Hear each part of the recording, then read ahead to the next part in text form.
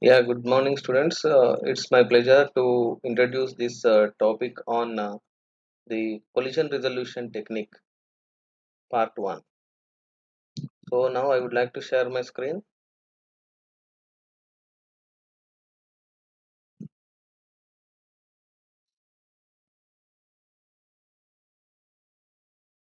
So hope my screen is visible to you.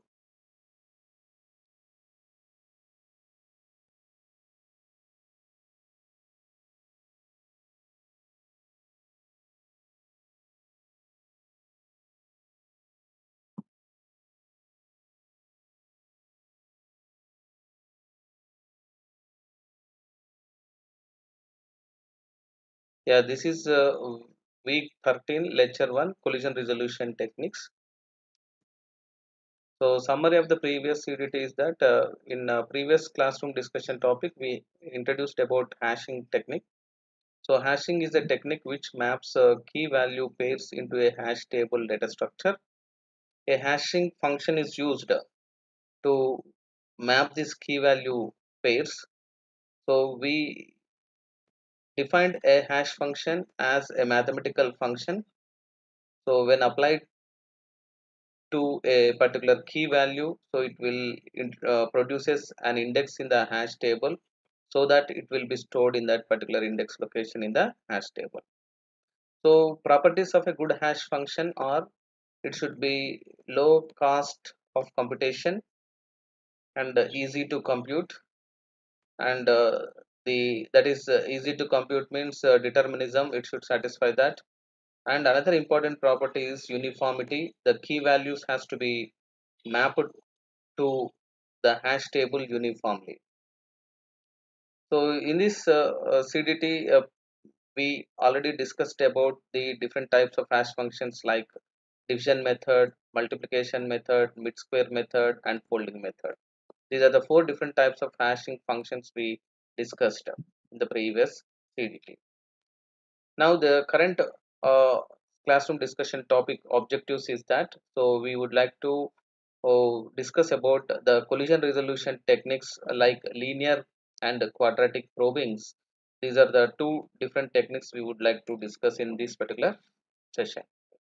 So the lecture outcome is that upon completion of the CTT, students are able to solve the problems on collision resolution techniques by applying linear and quadratic probing techniques.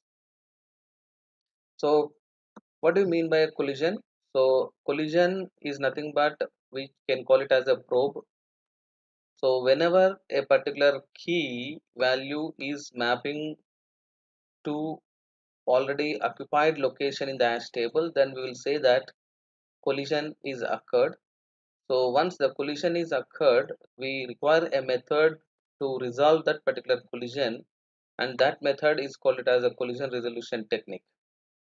So the two most popular methods we are going to discuss in this session, open addressing and separate chaining mechanism is there. In open addressing, we are going to have the methods like linear probing, quadratic probing, double hashing, and rehashing. And this open addressing is also the open addressing is also called it as the closed chaining method. Okay, it is also called as a closed chaining method, which are used for solving these collisions.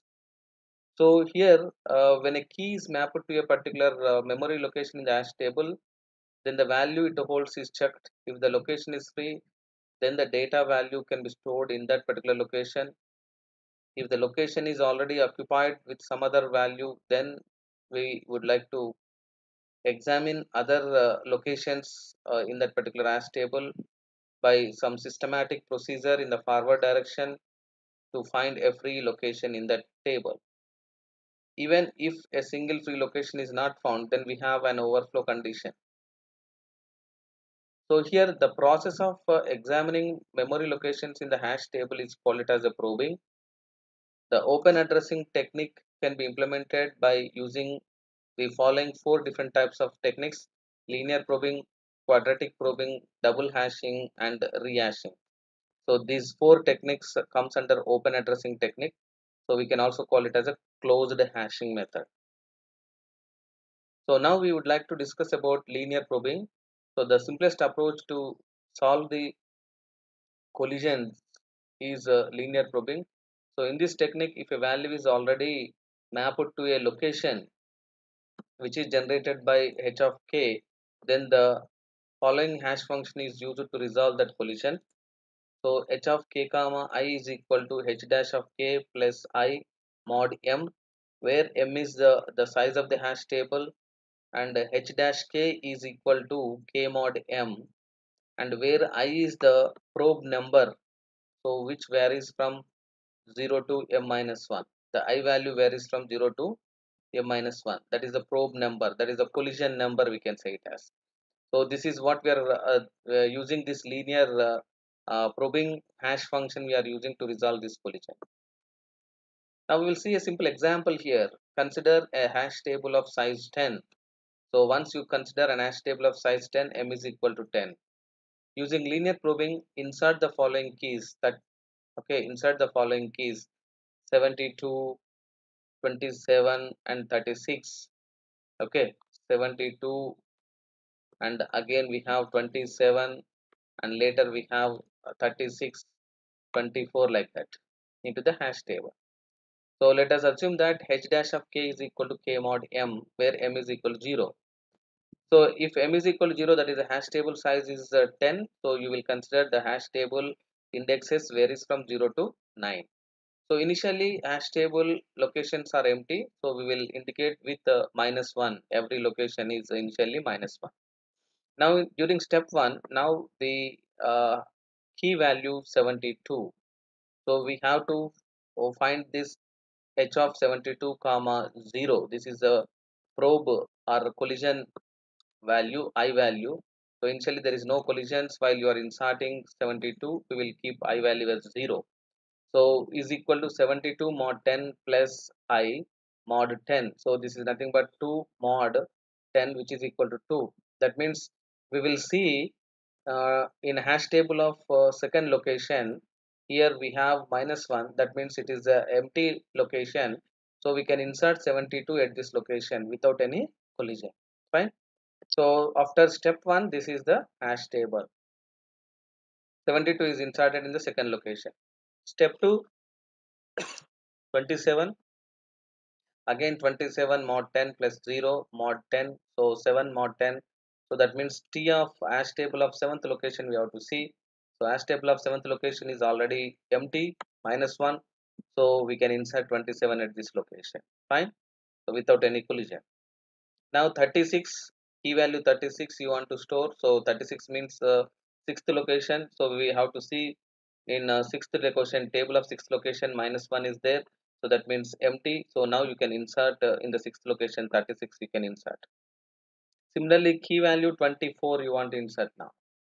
So 24 means it is mapped to the 4th location in the hash table. So 4th location is also empty. So without any collision, you can insert that 24 value into this 4th location. Now 63, next key is 63. So 63 is mapped to the 3rd location. So 3rd location is also minus 1, here empty. So 63 is inserted without any collision into the 3rd location.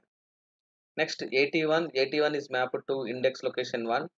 So T of 1, so which is minus 1, so which is also empty location in the hash table. So without any collision, 81 is also be inserted in the location 1. So now key of 92, 92 is mapped to the second index location. So now T of 2 is already occupied with the 72 key.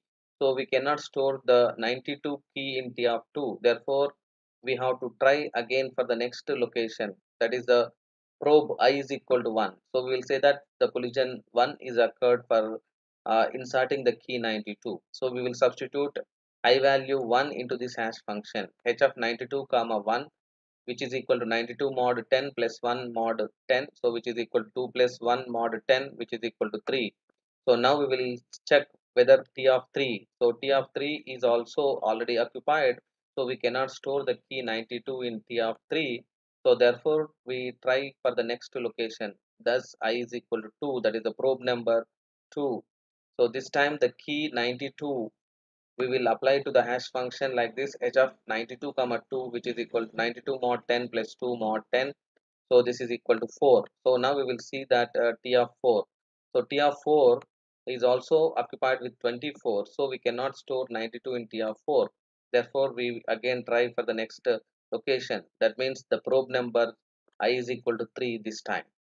So we will substitute 3 I value 3 in the hash function h of 92 comma 3. So we will calculate that the hash value 5. So now t of 5 we will see that. So t of 5 is minus 1, which is an empty location. Now we can insert the key 92 at this fifth location. Okay, so that means you can count how many collisions are occurred. Okay, while you are inserting the key 92. So we can see that there are three collisions are occurring here. So after third collision, we are able to find the location for inserting 92 into this particular location. Fine. So this is how we are sequentially searching linearly. We are searching. That is the reason it is called it as a linear probing. So similarly, key 101, if you see that T 101 mod 10, if you see 1, so it is already occupied, so we cannot store 101 in 1. So we will try 101 comma 1. So 2, already 2 is occupied, so we cannot store the key in this location. This procedure will be repeated until the hash function generate the address location of 8, which is vacant and can be used to store the value in this 8 location, 101 key. So to insert 101, how many collisions are occurred here? So this is a 1, 2, 3, 4, 5, 6, 7 collisions occurred in the during 8th collision we are trying to find. When I is equal to 8, we are trying to find the location for inserting key 101. Fine. So this is how you can solve this problem on linear probing. Now quadratic probing, here if you see that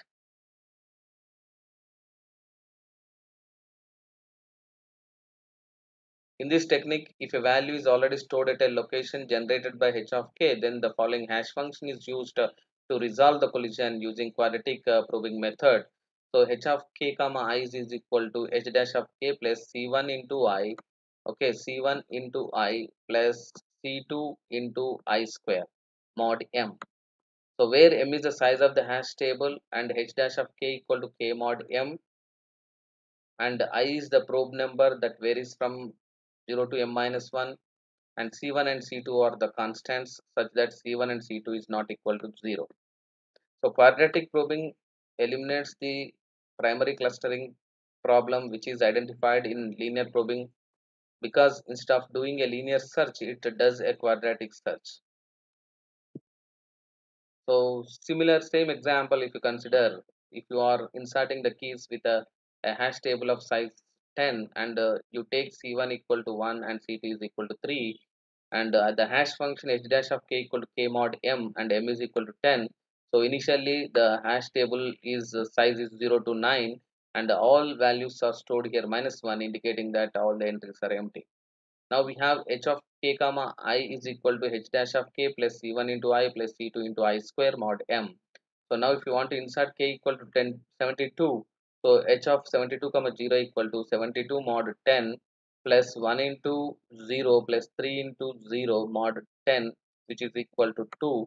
So t of 2 is vacant, so we can insert 72 in the second location. Similarly, 27 is mapped to 7 index. So 7 index is also empty. So you can insert 27 without any collision in the 7th index location in the hash table. Fine. So like this, you are inserting 36 in the 6th location without any collision.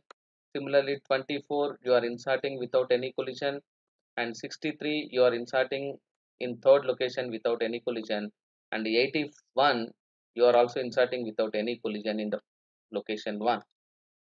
Fine. So when you are trying to insert 101 key, so which is mapped to 1, so already t of 1 is already occupied with 81, so the key 101 cannot be stored in t of 1. Therefore we have to try for the next location by substituting the probe number I is equal to 1 this time. So what will happen here is that you are going to get h of 101 comma 1, which is equal to 101 mod 10 plus 1 into 1 plus 3 into 1 mod 10. So once you get this one, so we are going to get 5. So t of 5 is vacant, so we can insert 101 in this. So this is what the linear quadratic probing is, that fine. Now coming to this reflections part 1. So what are the different types of collision resolution techniques? So if you are not able to answer for this question, please watch this video from the beginning, fine.